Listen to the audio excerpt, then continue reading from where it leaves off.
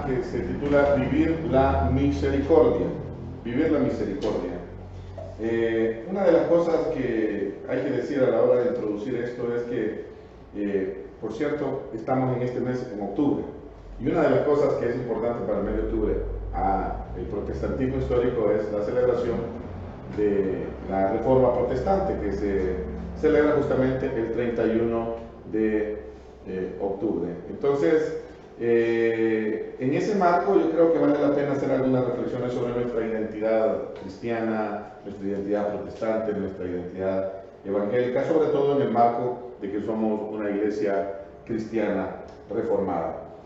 También el día de ayer se celebró el Día de la Raza, 12 de octubre, ¿verdad? Y hoy por la mañana les decía, bueno, hablemos quizás para ser más justo a la luz de la historia del Día de la Colonización, ¿verdad? Donde arrancó justamente un proceso de colonización. Algunos dirán a favor nuestro, otros dirán que fue más bien en detrimento de la identidad de los pueblos originarios, pero lo cierto es que la historia universal tiene un pequeño, digamos, debate para establecer, por ejemplo, cuándo empieza la Edad Moderna. Algunos dicen que empieza justamente con el descubrimiento de América, lo que la historia oficial ha dado por llamar el descubrimiento de América.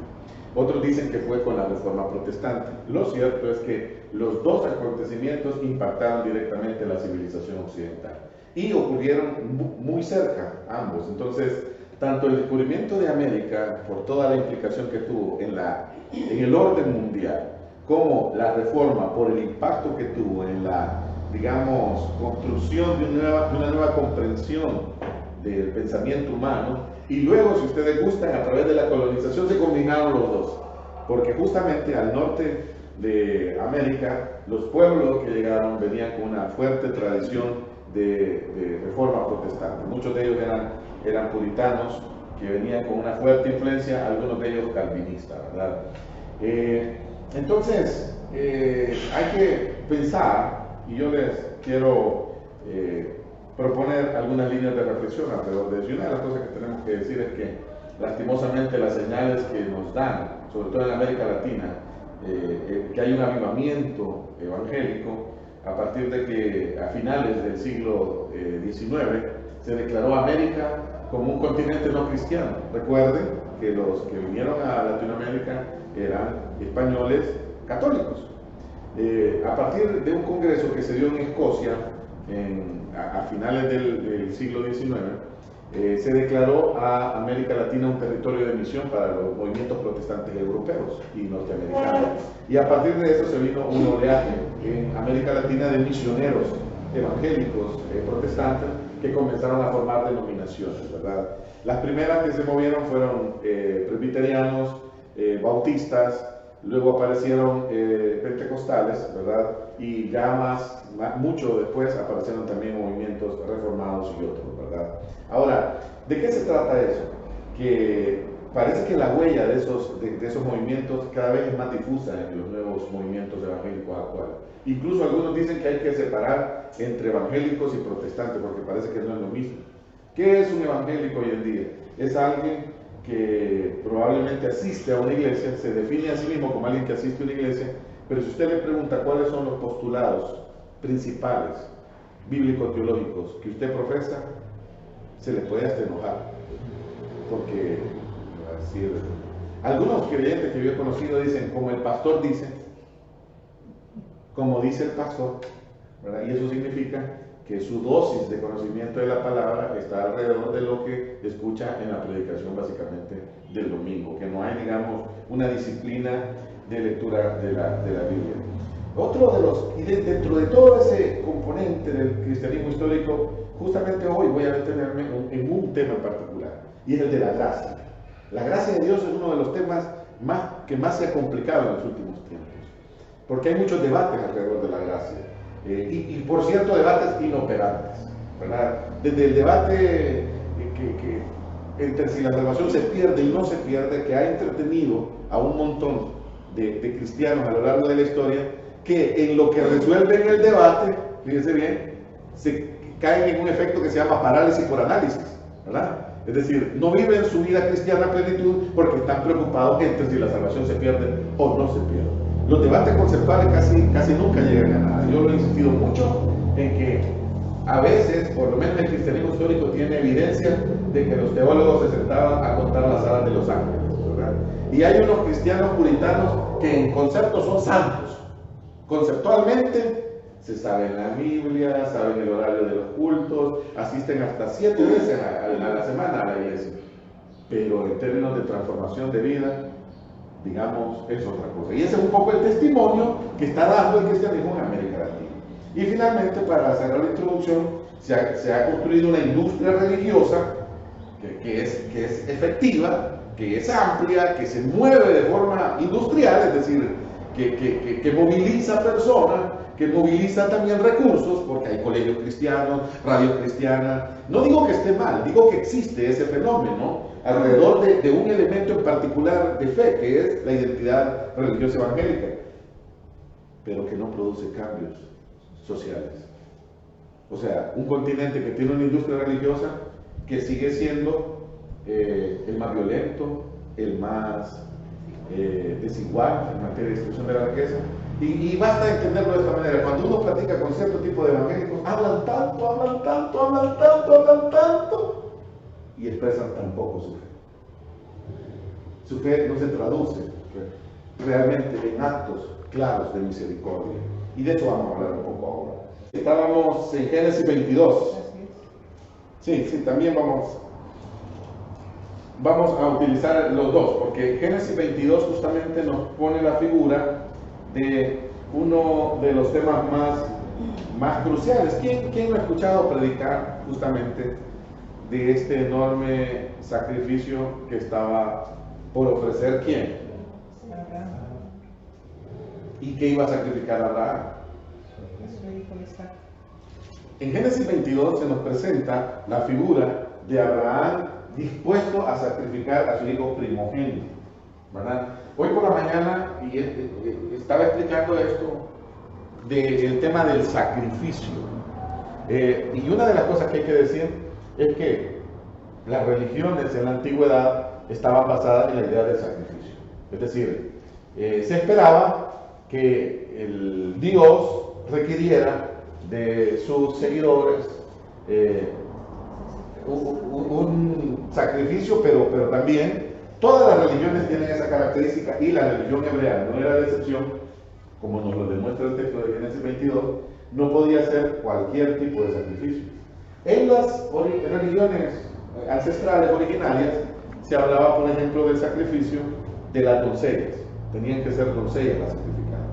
Algunas veces eran niños o niñas, ¿verdad? Es decir, estoy hablando de que era muy común en el mundo antiguo el sacrificio hasta humano para el agradar a los dioses. Por eso, cuando Pablo en el Areópago comienza a explicar la imagen de Jesús como el Cristo, Hijo de Dios, para los atenienses no tiene sentido, porque en la religión griega y en las religiones antiguas no puede haber un Dios débil. Y no puede haber un Dios que se sacrifica por la humanidad. Tiene que ser al revés. Es la humanidad la que sacrifica cosas a Dios. Entonces, lo que estaba proponiendo la fe cristiana era sencillamente un cambio radical de comprensión de la relación de Dios con la humanidad. Ahora, diciendo esto, quiero que vayamos al texto y verifiquemos justamente hasta dónde está la actitud y cómo Dios interviene. Por un lado, Abraham está dispuesto a sacrificar, pero el texto justamente donde lo agarramos es el ángel el que le habla a Abraham y le dice: detente. Cualquiera diría, mire, claro, la fe de Abraham había sido puesta a prueba y Abraham así había sido aprobado. Estaba dispuesto a dar lo mejor de él para Dios.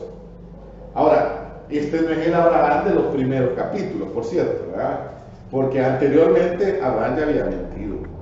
Abraham había hecho, digamos, ejercicios que podrían verse un poco lamentables. Es decir, parece que también estamos en Génesis 22 con un Abraham mucho más maduro en su relación con Dios. Y parece que en general la vida cristiana tiene que ver con eso. con los niveles de madurez que vamos alcanzando conforme tenemos una relación con Dios. De ahí que sí quiero que por favor vayan a Oseas capítulo 7 para que podamos ver también capítulo 7 de Oseas. Vamos a ver el versículo 1.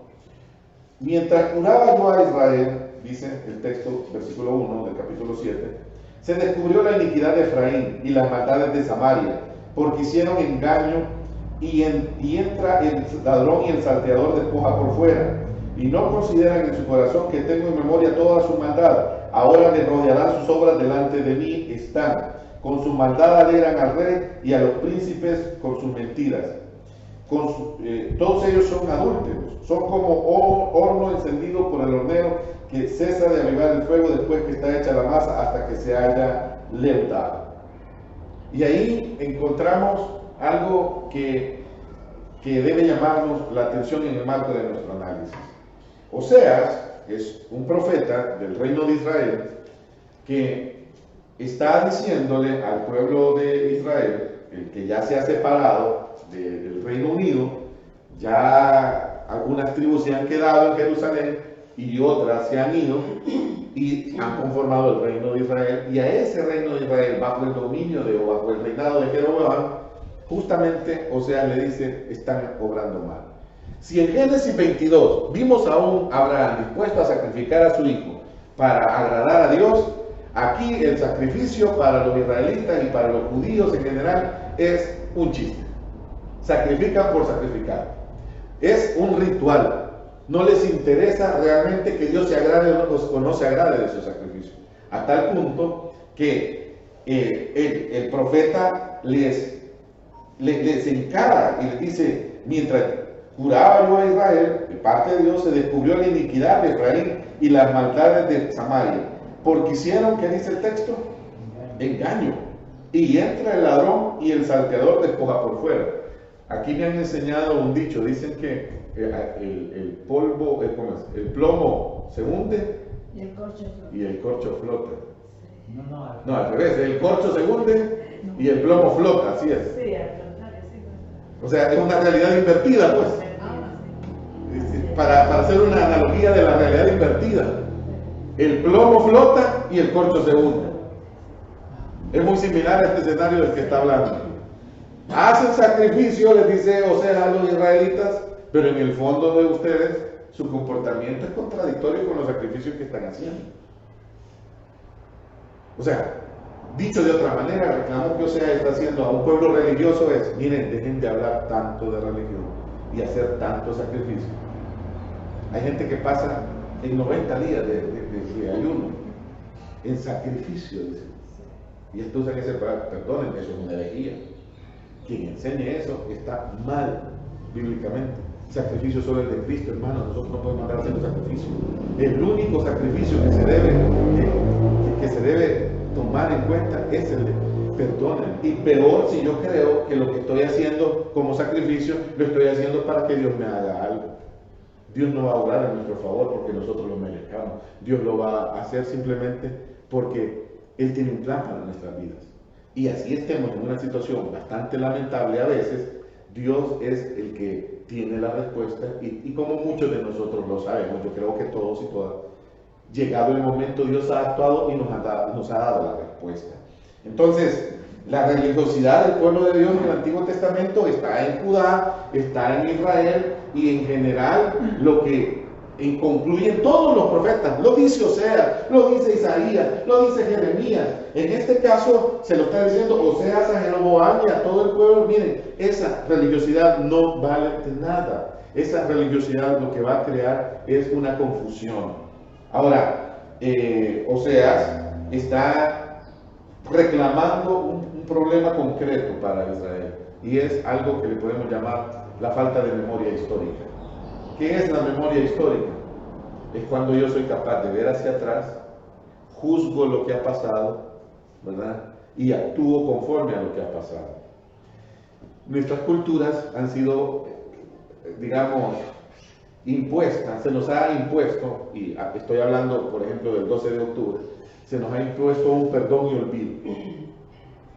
Es que mire, vinieron, destruyeron a los pueblos, saquearon los pueblos, se creó el famoso triángulo circular, el comercio triangular, allá por la Edad Media en adelante, a principios de la Edad Moderna, venían los colonizadores, traían esclavos de África, se los traían a América, aquí extraían metales preciosos y se regresaban a Europa, y eso creó en Europa, la Europa de la Edad Moderna, al principio de la Edad Moderna, un excedente de producción, como dirían algunos, y eso es un, digamos, excedente que hasta nuestros días crea una gran, digamos, distancia entre los países desarrollados y los no desarrollados. ¿Dónde está la riqueza que le pertenecía a los países? Se la llevaron por siglos. Pero algunos, pero no hablen, eso es el sentido social, hombre. Olvídese de eso. Domingo Faustino Sarmiento, un estadista argentino. Por eso Argentina es tan diferente del resto de América Latina. Por eso Argentina se considera la Europa de América, ¿viste? Porque cuando usted llega a Buenos Aires, usted encuentra una ciudad que se compararía a cualquier lugar, uruguayos, argentinos, a causa en particular Argentina y Uruguay, por Domingo Faustino Sarmiento, que él tomó la decisión como estadista de erradicar todo lo indio. Para él el indio debía ser exterminado, porque afeaba la cultura. Y él, como estadista, escribió, siendo de un movimiento liberal, que los liberales fue parte de su herencia que dejaron en la América Latina de finales del siglo XIX. Su proyecto era europeizar América Latina. Y europeizar desde el protestantismo, no desde el catolicismo.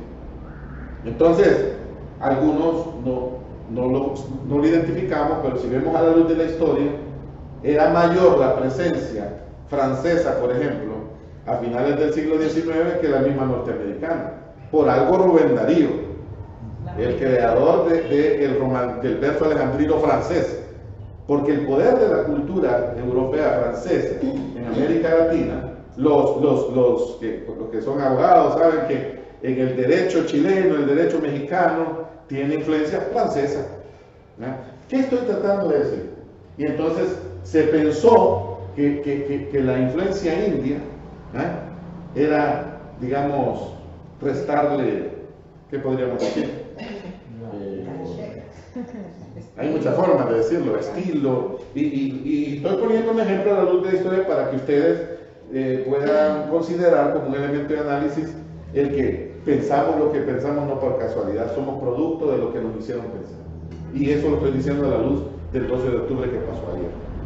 Ahora, ¿en qué contribuimos los protestantes en eso? Que a eso le pusimos texto bíblico. Y algunos calvinistas, hipercalvinistas, sugirieron y enseñaron, fíjense bien, que esa predestinación era también con respecto a los pueblos. Había pueblos predestinados y pueblos no predestinados. O sea, y las interpretaciones se fueron afectando. Ahora, ¿de qué se trata? Justamente lo que reclama, o sea, al pueblo de Israel, miren que ustedes ya no acuerdan de Dios. ¿Cuál era el reclamo que desde el desierto, digamos, en adelante, Dios ha estado haciendo a su pueblo? Acuérdense cuando eran esclavos en Egipto. Y esa figura de la esclavitud en Egipto va a acompañar a Israel durante todo el Antiguo Testamento. ¿Por qué? Porque era un ejercicio de memoria histórica. Y deben dejar, Levítico, Deuteronomio está lleno de textos, y deben dejar porciones de tierra y de fruto para el huérfano, la viuda y el extranjero, porque el extranjero fuiste en Egipto. Es un ejercicio de memoria histórica. Entonces, Oseas, más concretamente, recurre a una figura de desierto para anunciar al pueblo de Israel hacia dónde va a ir su futuro. Vamos al texto entonces que tuvimos en Efesios, y ahí tenemos un poco el enfoque. En Efesios esta mañana estuvimos estudiando este texto con la escuela bíblica de adultos jóvenes, Efesios capítulo 2, versículos del 6 al 8, y juntamente con él nos resucitó, dice el texto, Y asimismo nos hizo sentar en los lugares celestiales con Cristo Jesús, para mostrar en los siglos venideros las abundantes riquezas de su gracia en su bondad para con nosotros en Cristo Jesús. Versículo 8 es clave. Porque por gracia soy salvo por medio de la fe, y esto no de vosotros, pues es don de Dios. No por obras, para que nadie se gloríe. Este es un principio que fue fundamental en el proceso de reforma. Cuando en la reforma se hablaba de la gracia, primero hay que decir que en la línea de lo que estábamos viendo en el texto de Génesis 22, todas las religiones antiguas pedían un sacrificio humano en favor de los dioses. Por eso la figura de Jesús rompe con los paradigmas y plantea un modelo distinto. Es Dios el que se sacrifica por el ser humano. Es extraño. Y no solo se sacrifica en la cruz, se sacrifica ya viviendo como hombre, adoptando la naturaleza humana. Filipenses capítulo 2 lo va a decir. Y no escatimó el ser igual a Dios como cosa que aferrarse, sino que se despojó a sí mismo, haciéndose, como dice, semejante a los hombres. Entonces, en el mundo griego, y hoy que está de moda esa película que los muchachos están viendo, los adolescentes de mitología griega, lo más que se llega es a considerar el caso de los semidioses. En la mitología griega estaban los hijos de Zeus, porque Zeus era un poco promiscuo, el Zeus, ¿verdad? Entonces se metía con todas las humanas y dejaba semidioses, hijos de Zeus, con alguna mortal, ¿verdad? Entonces, pero lo que quiero que usted vea es que el pensamiento humano llegaba hasta ahí. Un dios que se metía con el humano y entonces salió un semidios, ¿verdad? Hércules, ¿cuál otro semidios? Perseo era semidios, ¿verdad? En fin, ahí está la mitología. Pero el caso de Jesús es distinto. Jesús es Dios. Y fíjense que no dije era Dios, es Dios. Amén. Y Dios hecho hombre. ¿Qué significa Emmanuel? Dios con nosotros. O en su tradición más cercana al hebreo es con nosotros Dios. ¿Cuál es el cambio? No, tiene una implicación muy fuerte. Con nosotros está Dios. No es una mera frase cliché, como decíamos el viernes. Es que es una presencia continua, es una presencia intencional. Y entonces, la figura del sacrificio del mundo antiguo se rompe y agarra un nuevo rumbo con el caso de Jesús. Y es lo que nos plantea el texto de Efesios. Fíjense bien, dice, nos hizo sentar juntamente con Él, nos resucitó y nos hizo sentar en lugares celestiales con Cristo Jesús. Eso es imposible en el pensamiento religioso antiguo. Para mostrar en los siglos venideros las abundantes riquezas de su gracia en su bondad. ¿De quién es la gracia? Es de Dios. Ahora, para el protestantismo esto crea un debate muy fuerte en la Edad Media por el tema de las indulgencias.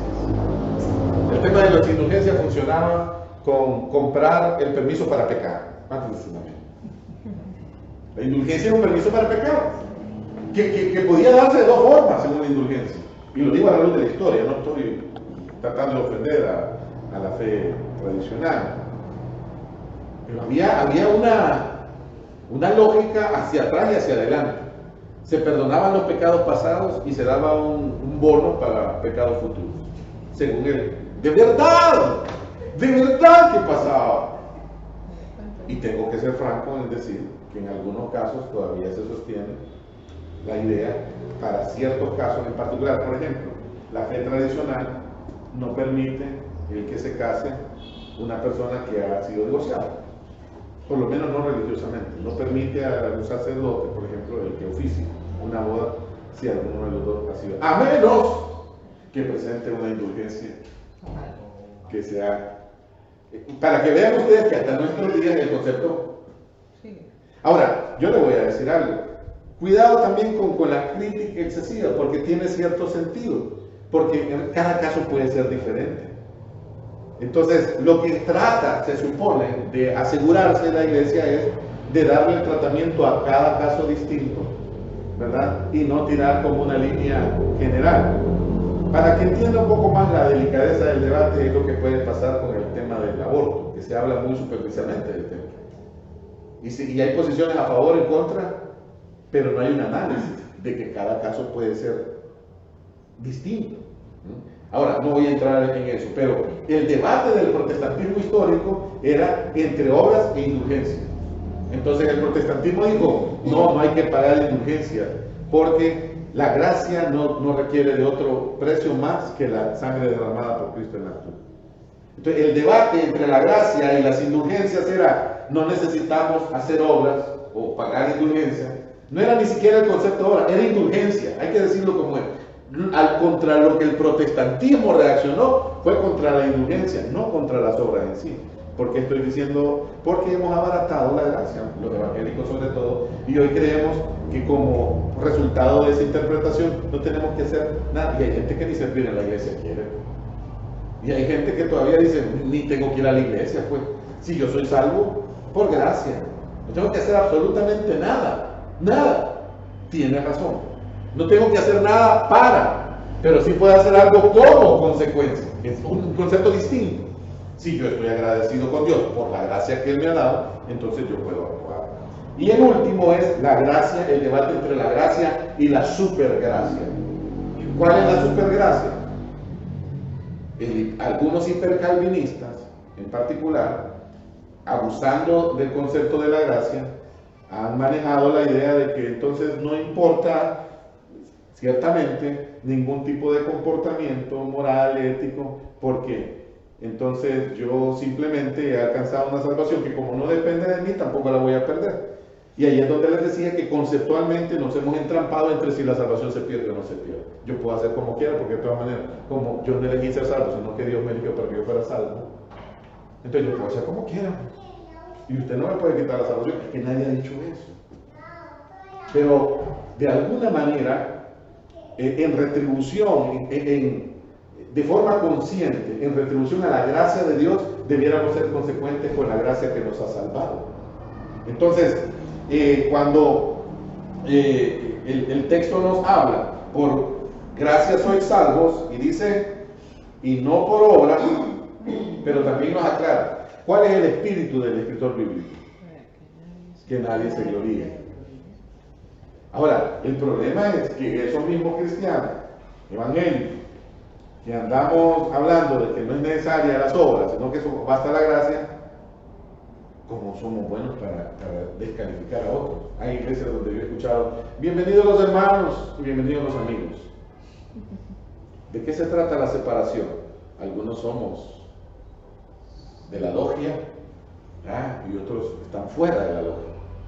Si no quiere que le digamos amigo, entonces hágase de la nuestra, porque entonces dejará de ser amigo. O cuando algunos quieren ofender a un cristiano, dicen, ¿qué tal primo? Ya dejó de ser hermano, ahora es primo. Y es una forma de decirle, te estás enfriando, hermano. Ya no sos hermano, estás llegando a primo y tal vez en 4º grado de consanguinidad. O sea, no sé. O sea, entonces algunos hemos llegado a un punto en que hemos caído en una especie de fariseísmo, que ya lo vamos a ver. La gracia y la supergracia es algo con lo que hay que tener cuidado, porque podemos abusar de la gracia de Dios sin darnos cuenta. Y entonces llegamos al evangelio que hemos leído. Y ahí la cosa se pone más interesante, porque ahí nos encontramos a Jesús con una tremenda discusión con los fariseos. Mateo capítulo 9. ¿De qué se trata? Los fariseos andan buscando a Jesús para provocarle y se arma un debate intenso en donde Jesús ciertamente les recrimina claramente algo. Dice, y aconteció que estando él sentado en la mesa, en la casa, he aquí que muchos publicanos y pecadores que habían venido se sentaron juntamente a la mesa con Jesús y sus discípulos. Cuando vieron esto los fariseos, dijeron a los discípulos, ¿por qué come vuestro maestro con los publicanos y pecadores? Al oír esto Jesús les dijo, los sanos no tienen necesidad de médicos, sino los enfermos. Ir pues y aprender lo que significa misericordia quiero y no sacrificio, porque no he venido a llamar a justos, sino a pecadores al arrepentimiento. Y ahí entonces la discusión se pone interesante. ¿Por qué? Porque entonces usted ya sabe que, mire, hay que saber algo de los fariseos. ¿Por qué los fariseos eran tan respetados? Si eran fariseos. ¿Cómo usamos el término fariseo nosotros? Como religiosos. Pero en la época, los fariseos eran respetados por un detalle que nos lleva hasta Babilonia directamente.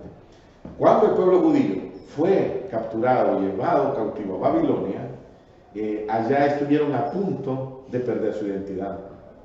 O sea, claramente, imagínense, un pueblo, digámoslo, sencillo, como el pueblo de Israel, llega a una ciudad como la Babilonia, que era la Babilonia de aquella época, quedaron impresionados. Entonces, algunos no tenían problema en adaptarse a la cultura. Con los jardines que quedan.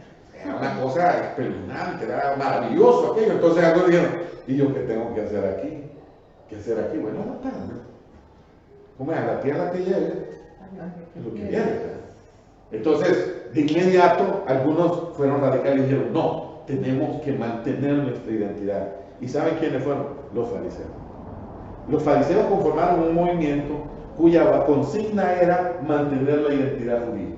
¿Y cómo lo hicieron? Fueron ellos los que crearon la figura de la sinagoga. La sinagoga nace en Babilonia y nace como una respuesta para que allí los judíos podían mantener su vínculo, podían vivir su fe y hasta podían desarrollar sus, digamos, prácticas culturales y sociales, ¿verdad? Que es otra cosa que los fariseos crearon, o no crearon, sino que la potenciaron, la circuncisión. Ay, o sea, crearon la circuncisión, o sea, potenciaron la circuncisión como una figura de mantener la identidad. ¿En qué se distinguía el que era judío? En que se circuncidaba.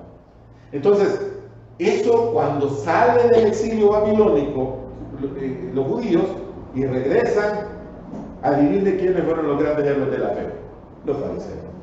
Entonces se agenciaron para sí mismos una reputación de guardas de la fe. Claro, el problema es que cuando aparece Jesús, esos guardas de la fe no reconocieron a Jesús. ¿Qué pasó? ¿Qué les pasó? Que habiendo sido claves para preservar la fe en Babilonia, cuando tuvieron a Jesús enfrente no le reconocieron. Son los debates de la fe. Ahora, hermanos y hermanas, Jesús encontró a unos fariseos con una religiosidad superficial que, por cierto, se habían aliado con los romanos. Y los romanos les habían dicho, tranquilos, ustedes háganse cargo de los asuntos de su pueblo. Eso sí, lo político lo juzgamos nosotros. Lo social, ustedes casen, ustedes, sus problemas religiosos, atiéndanlos ustedes. La parte política, esa es de Roma.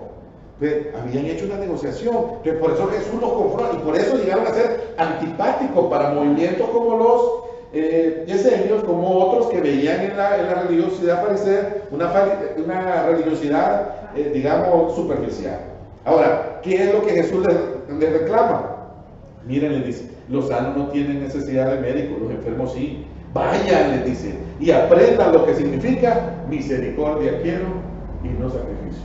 Y entonces ahí llegamos a esa fe activa que Jesús demanda. Y finalmente Jesús les dice, y termina el texto diciendo, porque no he venido a llamar a justos, sino a pecadores al arrepentimiento.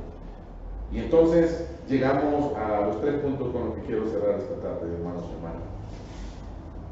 Es muy fácil ser un cristiano que se adapta a todo. Y estoy hablando de algunos que a veces, y yo soy cristiano reformado. ¿Según cuál confesión? Y yo les digo porque tengo algunos...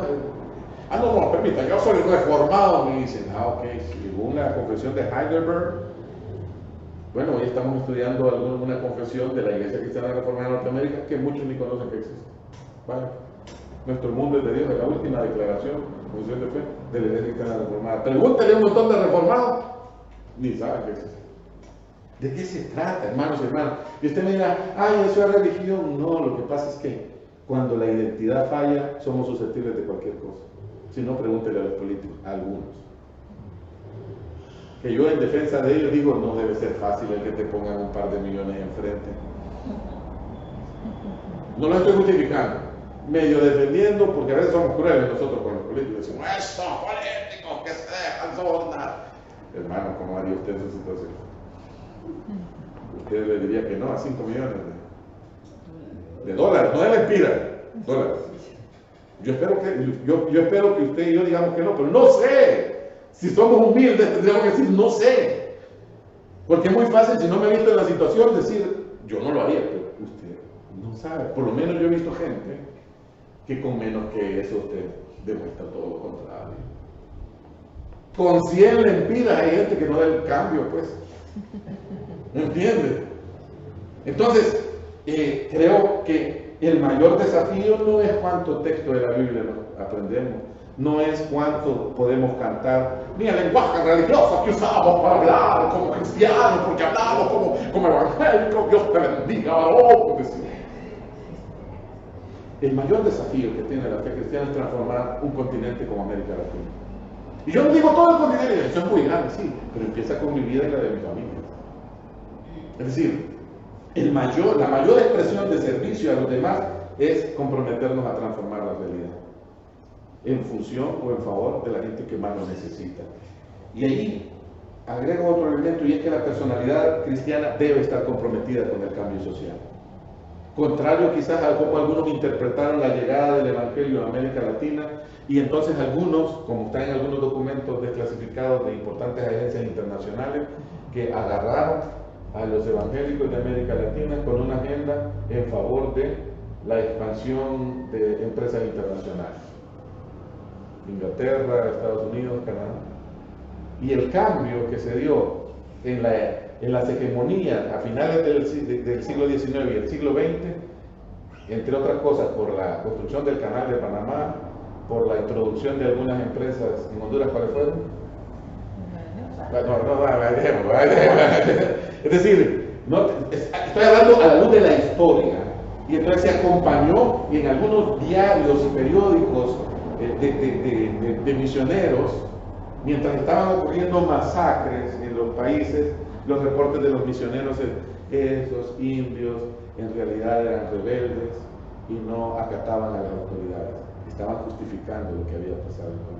La Constitución de Cádiz hasta 1800, a principios de 1800, establecía que los indígenas de América Latina parecían humanos pero no lo eran.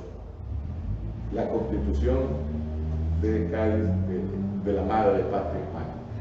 Usted puede entonces darse cuenta de cómo se ha hecho un manejo de la religiosidad en favor o en función de quién. ¿Qué quiero decir con esto, hermano? Comprometámonos con la transformación de la realidad, y para eso requerimos el lema de la Iglesia Reformada. La Iglesia Reformada siempre reformándose.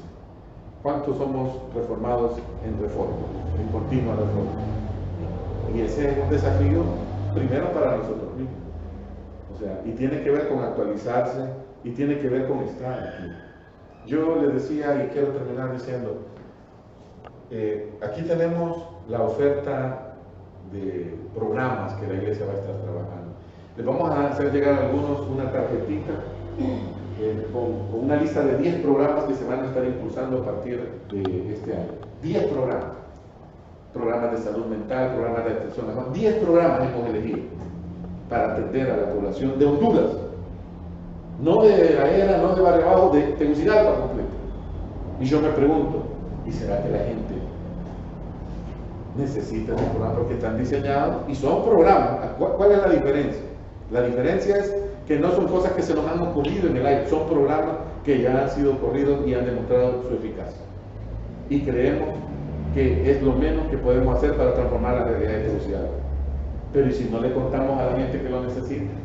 Si nos quedamos callados diciendo, o si seguimos pensando solo en el espectáculo que algunas iglesias ofrecen a la hora del culto, ¿verdad? Si seguimos creando una cultura fetiche basada en frases clichés, ¡y a su nombre! ¡Y a su pueblo! ¡Y al diablo! Lo que sea, ¿verdad? Y a su nombre, gloria, gloria. Y a mí me gusta porque alguna gente está algunas señoras también para afuera. A su nombre, gloria. Y a su pueblo, gloria. Y al diablo, la derrota del diablo. A los tomates. O sea, son frases clichés. Siempre. Pero a la hora, me decía una hermana, no recuerdo en un lugar, cierro con esta ilustración: pastores, mi negocio no prospera. Ah, hermano, sí, es que mire, usted no sabe, se va a juntar. A mí me hicieron mal. ¿Cómo así, hermana? Es que mire, hay una señora al par de mi negocio, ella tiene su negocio, y ella me pone entierros. ¿Cómo así? Sí, es una bruja. cine. Y entonces, ese es el mal que yo tengo, pero eso no pasa. Hermana, ¿qué dice la Biblia? ¿De qué? De lo que usted me está diciendo. No apliquen. Resistir al diablo, dice la palabra. El diablo no tiene más poder que nosotros queramos dar. La Biblia dice, resistir al diablo y huirá de vosotros. Y entonces, miren, si usted tiene la capacidad de resistir al diablo, y estoy hablando de una hermana que pasaba días en ayuno, hacía, mire, ay, yo conozco iglesias, de verdad no le estoy bromeando, tienen vigilias todos los días, yo no sé cómo hacen. Tienen vigilias todos los días. Yo no diría que gente más consagrada, pero qué pleito lo que se arman en las casas. Y lo digo a más de 500 años de la Reforma Protestante.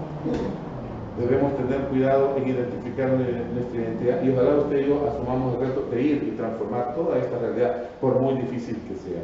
Génesis 1.1 y Juan 1.1 nos cuentan de que la tierra estaba desordenada y vacía y que en el principio era el verbo era con Dios y el verbo era Dios. Dios en Génesis 1 nos enseñó que de lo vacío, de la confusión, creó algo, de la nada creó el mundo. Y ese verbo que estaba en el principio, como dice Juan, es el mismo verbo que está hoy en día. Honduras podrá verse como ustedes quieran, pero Dios tiene la capacidad de transformar este país y el continente entero.